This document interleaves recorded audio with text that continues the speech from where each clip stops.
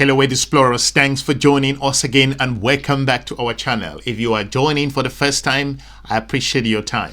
In this episode, I want to lay to rest the biggest elephant in the room with regards to geopolitics, that is paternalism, at least from the Africa's perspective. Paternalism is the biggest thing that Africa's geopolitical partners do not understand. They fail to recognize the damaging effect of paternalism with regards to their strategic engagement. Why am I talking about this? It is important because first, I want to first of all define what paternalism is with regards to the multipolar world we are engaging at the moment. Africa has decided that it will not be business as usual. To an extent, they really want to operate from a win-win partnership and collaboration. But its geopolitical partners around the world fail to recognize the importance of what paternalism can do. Let me first of all define what paternalism is from the geopolitical perspective and from the dictionary perspective, and then we dive into the specifics with regards to this episode. I will encourage you to smash the like button and share the video while we continue to unravel how Africa perceived its voice in the global community with regards to geopolitical balance. The US presence on the territory of the Republic of Niger is illegal and violates all the constitutional and democratic rules which would require the sovereign people, in particular through its elected representatives, to be consulted on the installation of a foreign army on its territory. Paternalism is the use of leverage or coercion by stronger states to influence the decision-making of weaker states in alignment with the former objectives and goals. The backlash to Western paternalism is in the Sahel in recent years has largely played out in the warring relation between France and the regions of the continent of Africa. According to other definitions, the paternalism could be perceived as the policy or practice on the part of people in authority of restricting the freedom and responsibility of those subordinates to or otherwise dependent on them in their supposed interest. Attitude in society reinforces a degree of paternalism amongst other experts. Folks, make no mistake, the geopolitical environment is shifting so fast. We are no longer in the 1950s, and some Africa's geopolitical partners still fail to understand the challenges. That's the reason why when the country of Niger was told by the United States of America to behave in a certain way, to not engage certain partners around the world, and to those countries in the Sahel, especially the country of Niger, they received that as a paternalistic attitude from their strategic partner. That's the reason why Niger, after reviewing that particular condescending approach, considering the delegation that went to the country of Niger at the time, and they were refused to see the president of the country, Niger considered such behavior by a geopolitical partner, the United States of America, instructing them, again going back to paternalism, telling them what to do based on their own interests. Niger considered that to be a paternalistic pattern. And that's the reason why Niger came out strong and said this. Spokesperson Colonel Amadou Abdrahman said on Saturday that the agreement was being terminated with immediate effect. The US presence on the territory of the Republic of Niger is illegal and violates all the constitutional and democratic rules which would require the sovereign people, in particular through its elected representatives, to be consulted on the installation of a foreign army on its territory. The decision follows a visit by US officials. Abdrahman said the US delegation did not follow diplomatic protocol and that Niger was not informed about the composition of the delegation, the date of its arrival, or the agenda. When Emmanuel Macron, the president of France, came to power, he talked of a new relations with the continent of Africa, one based on competitive analysis and relationship on equal partnership. It is advisable to note that the United States of America is facing the same paternalism in the continent of Africa.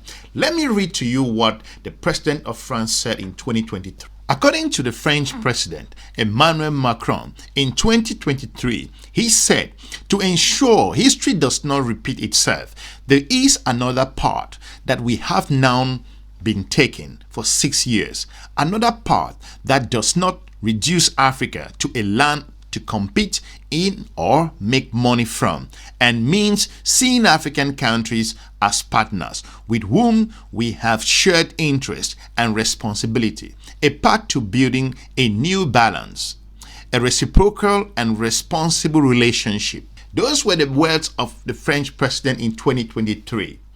And what did he say most recently as he considers African nations to be ungrateful? How challenging was that? Such a comment, it goes a long way to have an ill-advised strategic relationship with your very important strategic partner in the continent of Africa. When the French president said this, it sent shockwaves across the region. Now, Senegal and Chad have reacted strongly after French President Emmanuel Macron said Sahel countries were ungrateful for the role France played in fighting jihadist insurgencies.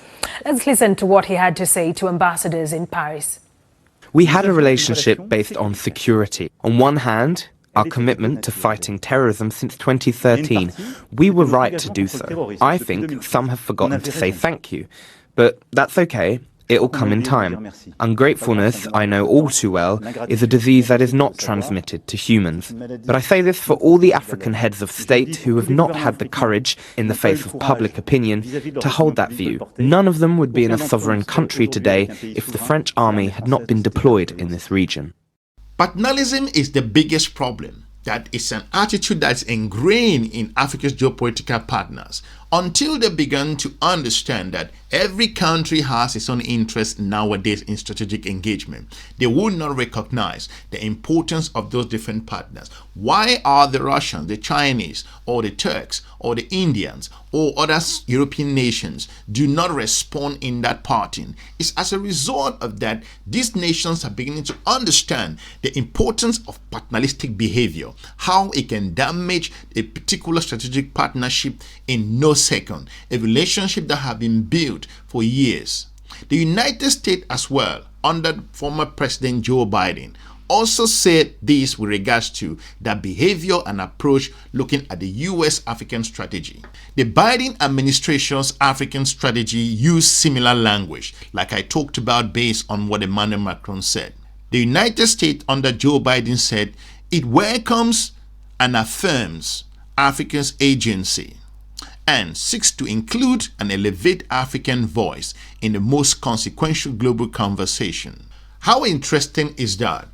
On one side, you do have the United States saying this, and on the other side, the United States is talking about sending a delegation of low-level officials to go to Niger to see the president of the country. And when Niger refuses that, or the United States went ahead to make that announcement without consulting the country of Niger and telling Niger not to engage Russia, China, not to engage Iran, not to go closer to other partners that to Niger's own interests. I think again it goes back to what I've been saying, that these strategic partners fail to understand the fundamentals of this relationship. Niger is a massive country, is facing huge challenges, and the country wants to move forward. And Niger has colonial relations with France. For you to come in and tell the Nigerian people and send a low-level delegation to the country to engage the president, I think it goes back to the paternalism that I'm talking about. Paternalism as a whole has taken a complete different narrative in today's geopolitics. As countries begin to reaffirm their position in the global sovereignty, it is important that this may not sit well with some strategic partners around the world. A case in point, each time countries in the Sahel, Burkina Faso, Mali, Guinea, and Niger, including all of these countries that have kicked out France from their country, when they make the strategic decision France goes behind and cut relations and cut ties and cut aid. It plays into the hands of the communities, of the population in those countries. An example is in Burkina Faso, when Burkina Faso kicked out France's president and military troops and asked the ambassador to leave. What did France do? They went ahead to cut ties and move forward to cut aid as well. This, to an extent, plays in the hands of the military governments and the governments in those particular regions. They will go back to their people and say, we told you. They were never here for their own interest. So I think Africa's geopolitical partners are acting in an emotional way. That emotional perspective is not going to work in the continent of Africa, because if you understand that the continent, these countries in particular, are facing not just your strategic relationship, they have other things that are going on. Emmanuel Bombande is a founder at the West African Network for Peace Building. He says that he thinks the decision from France hasn't been well thought through. You do not allow specific grievances to be a blockage in the pathway of such political engagement. And that would have been the way for people to begin to see a reformed political context in which France is reflecting on its own roles and trying to re-engage. By shutting down its bilateral development support to Burkina Faso, what France has done through such a decision is to reinforce in the minds of the people that France was never actually on the side of the people, but that their counter-terrorism response and offensive initiatives were to satisfy France's own security interests and not the security interests of the Sahel. If you fail to look at that, for example, like the new United States of America Secretary of State Marco Rubio is talking about that the U.S. foreign policy will be based on U.S. interests. I think that will be the most fundamental blunder in geopolitics, as we all see that nations in the continent of Africa, especially in the Sahel, have enormous challenges that would not align to what, according to Marco Rubio's, U.S. interest. Paternalism was expressed again when Niger, after the coup, said also with regards to that particular event, U.S.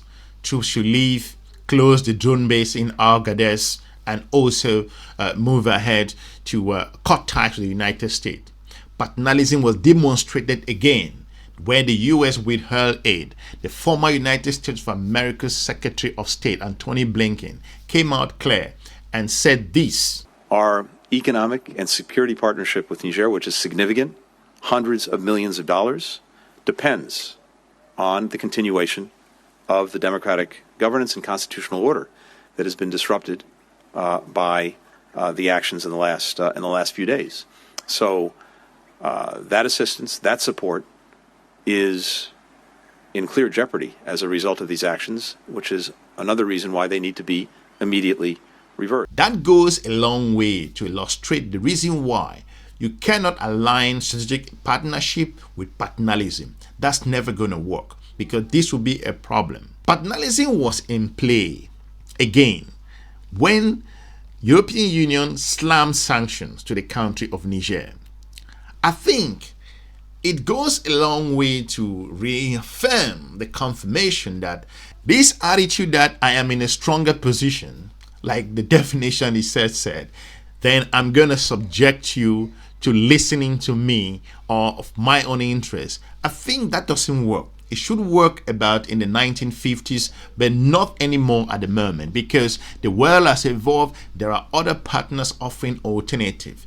Paternalism has been the most dangerous engagement issue that Africans have also faced, have always faced, let me put it that way, with their strategic partners in the global north.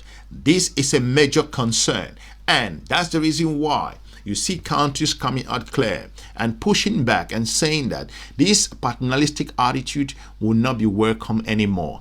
and that can strain even the most strongest relationship, as we all have seen. Niger's decision to cut ties with the United States was a spur part by warning from the US delegation against developing closer ties with Russia, like I pointed out, to which the CNSP took offense. In a television statement, Colonel Ndjamena described the warning from the United States delegation as an attempt to deny the sovereignty of the Nigerian people, the right to choose their partner, and the types of partnership capable of truly helping them fight against the challenges that they are facing.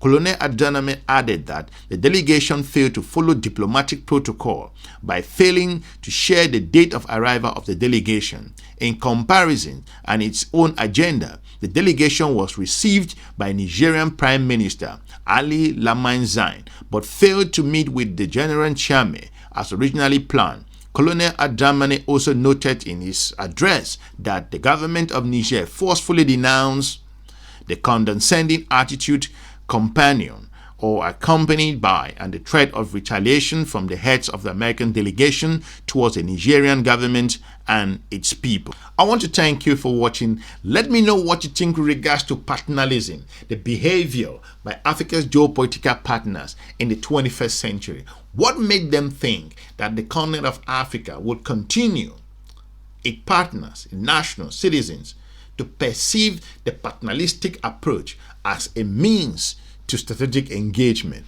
Why does the Chinese, the Russians, the Indians, and some European partners, Middle Eastern partners, do not approach from that angle? So the idea of paternalism is at the core, is at the center of the breakaway of this strategic partnership that have been built. With paternalistic attitude, it goes a long way to allow these countries to start searching their toolbox and revisiting their history, which, if you revisit and uncover the colonial behavior, the colonial partnership, the colonial destructions, and the colonial engagement at the time, it only proceeds to also engages from the resentment point of view and resistance in a number of areas. So that's the reason why Africa's geopolitical partners need to start understanding that the continent has emerged and is beginning to ask questions on equality and win-win partnership. I will be looking forward to meeting you soon in our next episode. Have a good day. Bye-bye.